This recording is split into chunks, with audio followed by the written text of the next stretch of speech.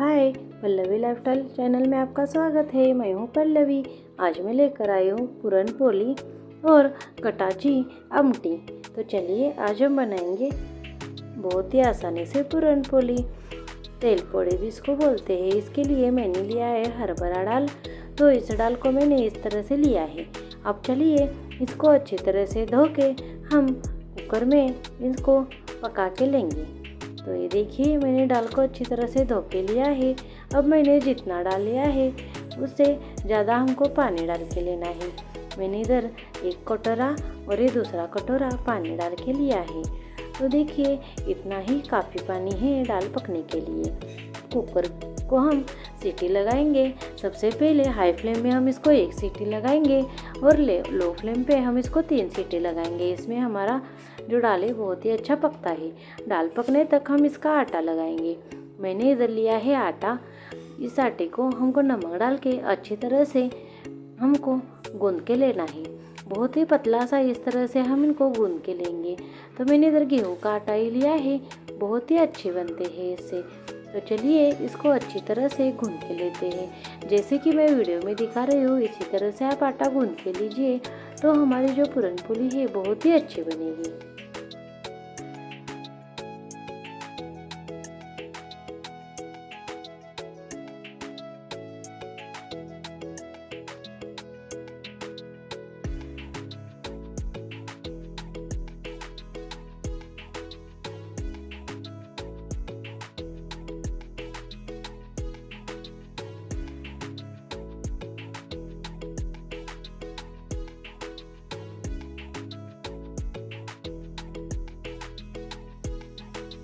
तो इस तरह से आटा गूंदने के बाद इसके ऊपर हम थोड़ा सा तेल डाल के लेंगे और इस तरह से इस आटे को अच्छी तरह से मसल के एक दूसरे से बाउल में ट्रांसफ़र करके लेंगे।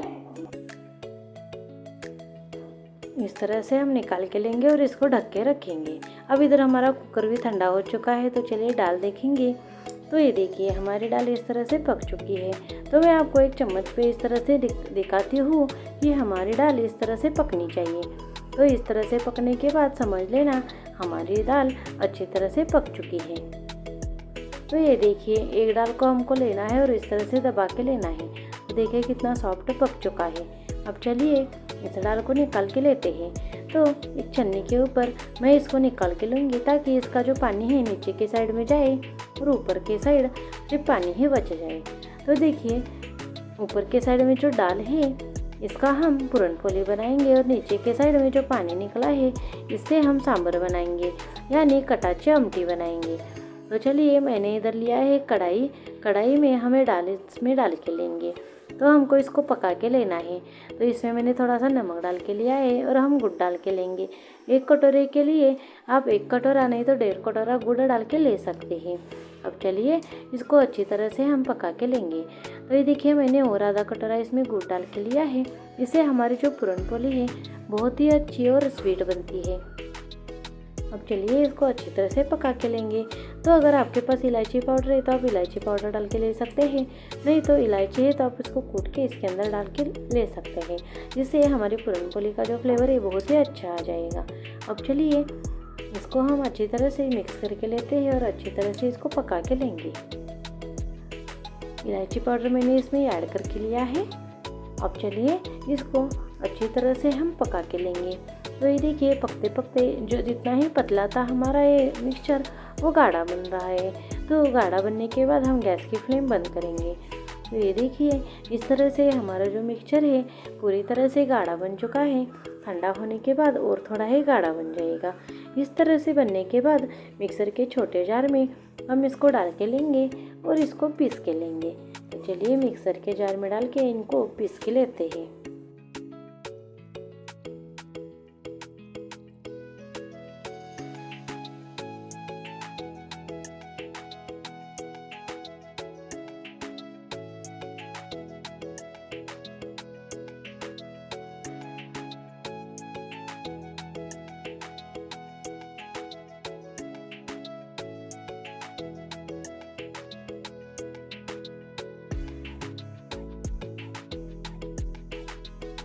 चलिए अब हम पूरन पोली बनाएंगे। इसके लिए मैंने इधर इस तरह से तेल लगा के लिया है अब सबसे पहले हम आटा लगाएंगे, आटा लेंगे। इसके लिए मैंने इस तरह से इधर एक पतरे का तगड़ लिया है। आप इसके जगह बटर पेपर भी ले सकते हैं। तो बेलन को और इसको अच्छी तरह से हमको तेल लगा के लेना है। अब चलिए थोड़ा सा हम आटा लेंगे इस तरह से, जैसे कि मैं वीडियो में दिखा रही हूँ उसी तरह से आप बनाएंगे तो बहुत ही अच्छे पूरन पोली हमारे बन जाएंगे। आप अगर पहले टाइम पे भी इसको बना रहे हैं, फर्स्ट टाइम बना रहे हैं, तो भी आपकी जो पूरन पोली है बहुत ही अच्छी बनेगी। इस तरह से हम आटे को भी इस तरह से बना के लेंगे।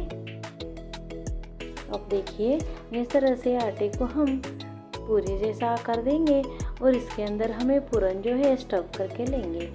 तो ये देखिए हमारी जो है तेल पूरी है बहुत ही अच्छी बनेगी। इस तरह से हम इसके अंदर इसको डाल के लेंगे और जैसे हम मोदक स्टफिंग करते हैं उसी तरह से इसको स्टफ करके लेंगे। तो ये देखिए इस तरह से हमको स्टफ करके लेना है। तो देखिए कितनी आसानी से स्टफ हो चुका है। इस तरह से हम इसको फिराएंगे, जो एक्स्ट्रा आटा है उसको निकालेंगे और इस तरह से इसको रोल करके लेंगे। अब चलिए इसके ऊपर हम थोड़ा सा तेल लगा के लेंगे और बेलन से हमें पूरन पोली बेल के लेंगे। बहुत ही सॉफ्ट और पतली ऐसी पूरन पोली आज हम बनाने वाले हैं। तो ये देखिए बहुत ही सॉफ्ट ये पूरन पोली आप 2 से 3 दिन रख के खा सकते हैं। बहुत ही अच्छी रहती है और बिल्कुल भी ख़राब नहीं होती है और 2 से 3 दिन तक ये बहुत ही सॉफ्ट भी रहती है। तो देखिए इस तरह से हमको बेल के लेना है। अब चलिए इसी तरह से हम जो अगर आप बटर पेपर का यूज़ कर रहे हैं तो हमको बटर पेपर को इसी तरह से घुमा के लेना है। तो देखिए कितनी आसानी से पूरन पोली की तरह बन जाती है, बिल्कुल भी किधर भी नहीं फटती है, बहुत ही अच्छी बनती है। ये याद रखिए आप जब भी दाल मिक्सर को पीस रहे हैं तब आपको बहुत ही बारीकी सा पीस के लेना है, तो ही हमारी जो पूरन पोली है बहुत ही अच्छी बनेगी। इस तरह से बनाने के बाद अगर आप बेलन से ही उठाने वाले हैं तो देखिए इस तरह से बेलन पे डाल के डायरेक्ट आप तवे पे डाल सकते हैं। अगर डायरेक्ट ही आप डाल सकते हैं तो मैं आपको एक मेथड बताने वाली हूँ कि आप डायरेक्ट ही तवे पे इस तरह से डाल सकते हैं। तो तवा गरम हो चुका है, इसको मैंने ऑयल से ग्रीस करके लिया है। अब इसके ऊपर हम इसको इस तरह से डाल के लेंगे। तो ये देखिए इस तरह से डाल के हमको थोड़ा थोड़ा ऐसे उठा के लेना है। तो ये देखिए इस तरह से मैंने डाल के लिया है। गैस की फ्लेम हमको लो ही रखनी है और लो फ्लेम पे ही हमको इसको इस तरह से दोनों तरफ से पका के लेना है। तो इसी तरह से आप भी बनाइए और आपकी पूरन पोली कैसे बनी मुझको ज़रूर बताइए और कमेंट्स करना ना भूलिए। तो चलिए बहुत ही अच्छी और फूली फूली इस तरह से आप पूरन पोली बना सकते हैं। तो चलिए इसको पलट के लेंगे। तो देखिए कितनी अच्छी बनी है ना। तो please like share and subscribe. अब चलिए इसी तरह से सारी पूरन पोलियाँ मैं बना के लेती हूँ।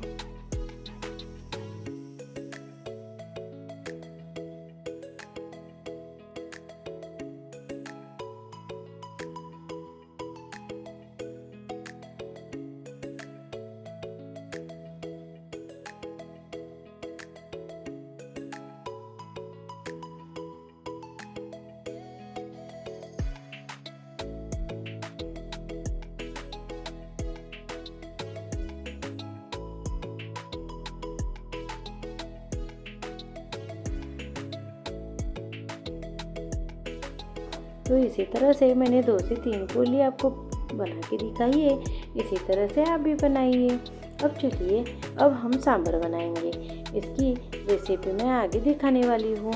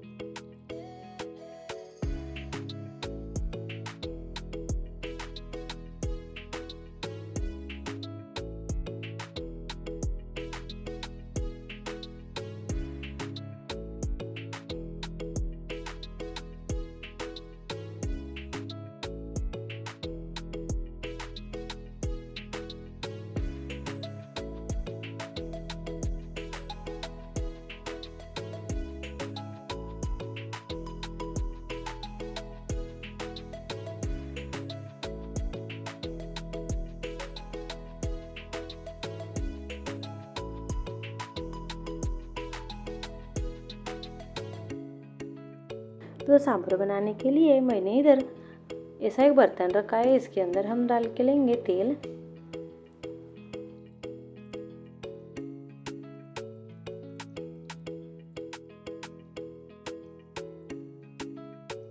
तेल गरम होने के बाद इसमें हम डाल के लेंगे जीरा और राई। इसके बाद मैंने अदरक लहसुन का पेस्ट इसमें डाल के लिया है। अब हम कड़ी पत्ता डाल के लेंगे और इन सबको अच्छी तरह से मिक्स करके लेंगे। अब चलिए इनको हम तेल में अच्छी तरह से इस तरह से रोस्ट करके लेंगे। अब चलिए इसमें हम डाल के लेंगे हल्दी पाउडर।